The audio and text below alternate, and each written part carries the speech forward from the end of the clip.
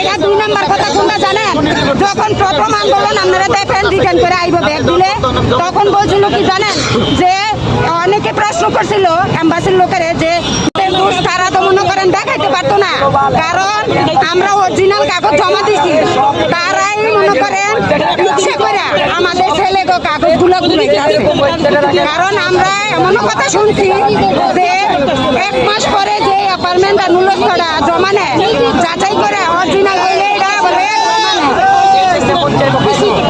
আর নাইলে রিজেক্ট করে দেয়। অরিজিনাল হইলে 1 মাস পরে অ্যাপার্টমেন্ট জমা নেয় আর নাইলে রিজেক্ট।